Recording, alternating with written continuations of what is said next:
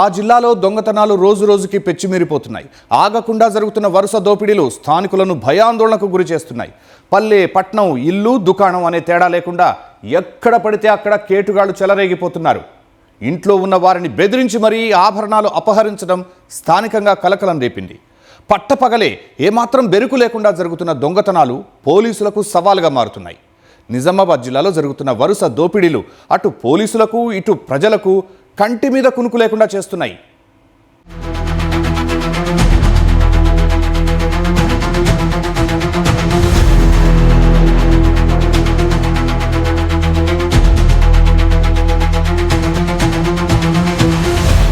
నిజామాబాద్ జిల్లా వ్యాప్తంగా కొన్ని రోజులుగా జరుగుతున్న వరుస దొంగతనాలు స్థానికులను భయాందోళనకు గురిచేస్తున్నాయి. పల్లె, పట్నం అనే తేడా లేదు. ఇళ్లు, దుకాణం అనే భేదం లేకుండా ఎక్కడ పడితే అక్కడ చోరీలు జరుగుతున్నాయి. గతంలో అర్ధరాత్రి వేళల్లో తాళం వేసి ఉన్న ఇళ్లలోనూ దొంగతనాలు చేసేవారు. ఇప్పుడు ఆ పరిస్థితి మారింది. పగటిపూటైనా ఇంట్లో జనాలున్నా ఏమాత్రం బెరుకు లేకుండా చేతివాటం ప్రదర్శిస్తున్నారు. ఈ తరహా ఘటనలు ఇటీవల ఎక్కువగా పెరిగాయి. ఇతర రాష్ట్రాల నుంచి వస్తున్న ఆగంతకుల ముఠా 10 నిమిషాల వ్యవధిలోనే అందిన కాడికి దోచుకొని పోతున్నారు.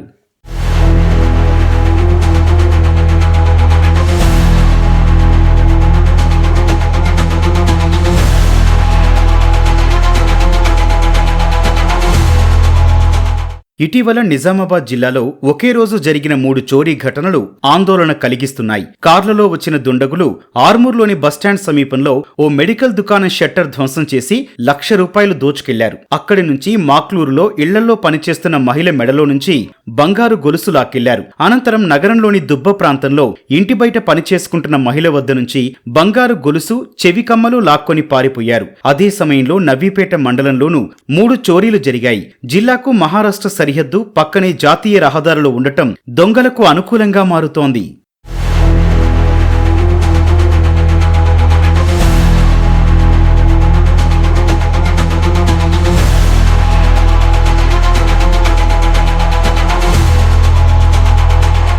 తాజాగా నిజామాబాద్ నగరంలో దొంగల ముఠా మరోసారి హల్చల్ చేసింది. హస్మీ కాలనీలోని ఓ ఇంట్లో మహిళను బంధించి దొంగతనానికి పాల్పడటం విస్మయానికి గురిచేసింది. ఇంటి యజమాని మస్రత్ ఉదయాన్నే మెడికల్ షాపులోకి విధులకు వెళ్లారు. తల్లిదండ్రులు కూడా పని నిమిత్తం బయటకు వెళ్లగా మస్రత్ భార్య ఒక్కరే ఇంట్లో ఉన్నారు. ఆ సమయంలోనే ఎవరో తలుపులు కొట్టగా తెలిసిన వారై ఉంటారని మహిళ తలుపులు తెరిచింది. మాస్కులు ధరించి ఒక్కసారిగా ఇంట్లోకి చొరబడ్డ దుండగులు ఆమెను బంధించి 8 తులాల బంగారం, 19 తులాల వెండి, 70,000 నగదు ఎత్తుకెళ్లారు. కొద్దిసేపటి తర్వాత బాధితురాలు తేరుకొని ఇరుగు పొరుగు సాయంతో పోలీసులకు ఫిర్యాదు చేసింది. ఘటనా స్థలిలో ఆధారాలు సేకరించిన పోలీసులు కేసు నమోదు చేసి దర్యాప్తు చేపట్టారు.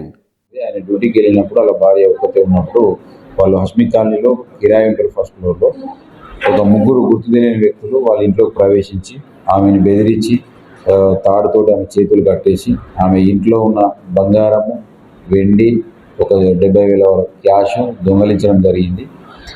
మేము పిటిషన్ తీసుకొని కేసు నమోదు చేయడం జరిగింది. దర్యాప్తు చేస్తున్నాము. క్లూస్ టీమ్ కూడా విజిట్ చేసింది, డాగ్ స్క్వాడ్ కూడా విజిట్ చేసింది. CCTV ఫుటేజ్లన్నీ పరిశీలిస్తున్నాము. అది తొందరలో ఎవరైతే నిందితున్నారో వాళ్ళని పట్టుకోవడం జరుగుతుంది. బాధితులు అయితే ఎవరి మీద స్పెసిఫిక్గా అనుమానం ఉందని చెప్పట్లేదు. CCTV ఫుటేజ్ చూస్తున్నాము, ఇన్వెస్టిగేషన్ నడుస్తుంది. తప్పకుండా వాళ్ళని పట్టుకొని చేస్తాం. జిల్లా కేంద్రంలోని సుభాష్ నగర్, వినాయక్ నగర్, గాయత్రి నగర్, దుబ్బ ప్రాంతాల్లో చోరీలు ఎక్కువగా జరుగుతున్నాయి. విచ్చలవిడిగా జరుగుతున్న దొంగతనాల కేసులను ఛేదించడం పోలీసులకు సవాల్గా మారుతోంది. బంగారం ధర అధికంగా ఉండటంతో చోరీలు ఎక్కువయ్యాయని పోలీసులు చెబుతున్నారు. బయటకు వెళ్లేటప్పుడు జాగ్రత్తలు పాటించాలని, ఇంట్లో ఉన్నప్పుడు అప్రమత్తంగా ఉండాలని సూచిస్తున్నారు. పోలీసుల సూచనలతో కొందరు ముందు జాగ్రత్తగా చాలా చోట్ల సీసీ కెమెరాలు ఏర్పాటు చేసుకున్నారు. కెమెరాల నిఘా, పోలీసుల పెట్రోలింగ్ జరుగుతున్నప్పటికీ దొంగలు భయపడటం లేదనే భావన స్థానికుల్లో వ్యక్తమవుతోంది.